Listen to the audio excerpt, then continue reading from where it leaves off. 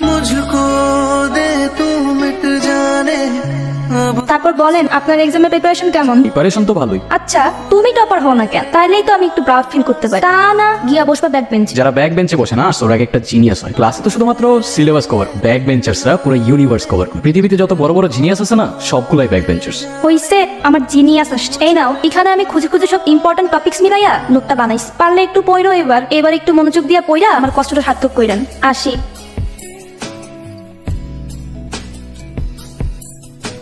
কিরে আর ওরে কি দিলি? আরে কিছু না, তোর কি অবস্থা বল? সারা বছর তো কিচ্ছু করি না। আরে চিল ভাই, তো স্ট্রেস নেওয়ার কি আছে? তুই তো বলবি তুই টপার না। আচ্ছা আমি একটা জিনিস বুঝি, তুই সব সময় বাইরে বাইরে ঘুরোস না, তোরে কখনো ক্লাস করতে দেখি, তোর রেজাল্ট ভালো হয় কেমনে? তোর জন্য আমার কাছে একটা জিনিস আছে। এইটা কি? এটা তো সুইট ক্যান্ডি। ট্রাই করেই দেখ, টাইমার তো তোর প্রবলেম নাই। তোর প্রথম ক্যান্ডি ফ্রিতে দিলাম।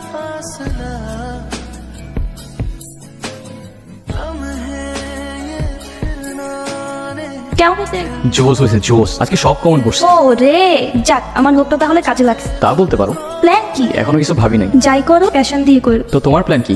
ছোটবেলা থেকে ইচ্ছা নিউজ প্রেজেন্টার হব। কোথাও যাইতে হবে না তোমার। কিভাবে কথা বলতেছো তুমি আমার সাথে? ঠিকভাবেই বলতেছি, কোথাও যাওয়া লাগবে না তোমার, এখানেই থাকবো। কি করবো আমি এখানে? তোমার সাথে সারাদিন ঘুরে ঘুরে গল্প করবো? ক্যারিয়ার নেই আমার কোনো। এতদিন তো কোনো সমস্যা হয়নি। তোমার সমস্যা কি জানো? তুমি আসলে একটা ইউজলেস। নিজেও কিছু করবা না, অন্যেরও করতে দিবা না। এই নাওয়েল, কি রে কি হইছে? কিছু হয় নাই। কিছু তো একটা হইছে, বল আমারে। সেই ছোটবেলা থেকে চিনি ওর। আজকে লাইফে প্রথমবারের মতো ওর সাথে আমার ঝগড়া হয়েছে। আমি তো ওরে আমার কাছে রাখার জন্য বলছি যাওয়ার দরকার নেই, আবার বলে আমি নাকি ইউজলেস। বুঝছি, নিবি নাকি একটা?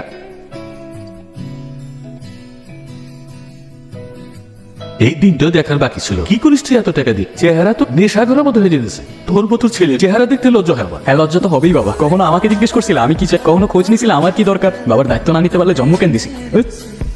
যা আমার বাড়ি থেকে এক্ষুনি বেরিয়ে যা। তোর এই চেহারাটা আমি আর দেখতে চাই না। বেরিয়ে যা আমার বাসা থেকে। হ্যাঁ হ্যালো, আমার সাথে একটু দেখা করতে পারবা? তোমার বাসার সামনে দাঁড়ায় আছে। এভাবে হঠাৎ করে ডাকলা? আমি ওই দিনের জন্য সরি। আমি ওই দিন যা যা বলছি কোনো কিছু মিন করে বলিনি। আমি সরি। তোমার কোনো দোষ নাই। আচ্ছা শোনো না, প্রীতি আমাকে 500 টাকা ধার দিবা? অন্য সময় হলে হয়তো আমি জিজ্ঞাসাও করতাম না। কি করবা তুমি টাকা নিয়ে?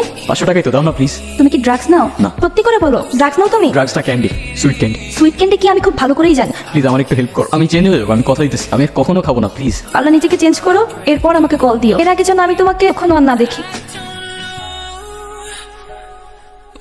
রে কি অবস্থা? ক্যান্ডি লাগবে তো নিবি, সমস্যা কই? 500 দে। আমার কাছে কোনো টাকা নেই ভাই, তুই এখন দে আমি পরে দিদি। বিশেষ করে আমি পারতেছি না, আমার বাসা থেকে বের করে দিচ্ছি। আমার কাছে কিচ্ছু নাই, আমি থাকলে তোরা দিতাম। একটা ক্যান্ডি দে, আমি তো সব টাকা দিয়ে দিই, যা করতে বলবি সব করবো। আমার একটা ক্যান্ডি দে প্লিজ ভাই। তোর জন্য একটা অফার আছে আমার কাছে। কিসের অফার? তুই আমার সাথে পার্টনারশিপে চলে আয়। তোর উপর আমার ভরসা আছে, জানি তুই পারবি। দুই ভাই মিলে খুব কামাবো, রাজ করবো এই শহরে। প্ল্যানটা সিম্পল ছিল, আমি কিভাবে ডিস্ট্রিবিউট করবো সেটা আমার ব্যাপার, আর ওর প্রোডাকশন কিভাবে হবে সেটা ওর।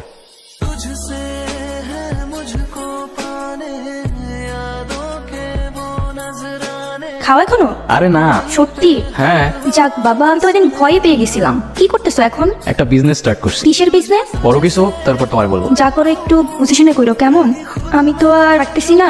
মনে রাখো আমাকে, বলো না আবার। আমি তোমাকে প্রতিদিন টেক্সট করব, সাবধানে থাইকো। আচ্ছা।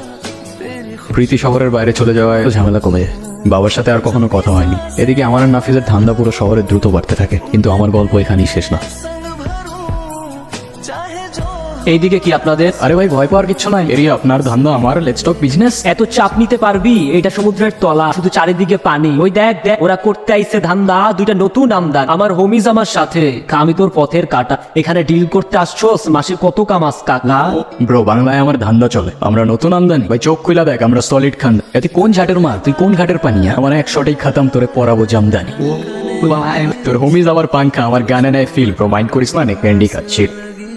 আমার পথের যত কাটা আমার শুটার করে কিল। আমি খালি পকেট নিয়ে আমার মিলিয়নের টেল। You know what I am saying page.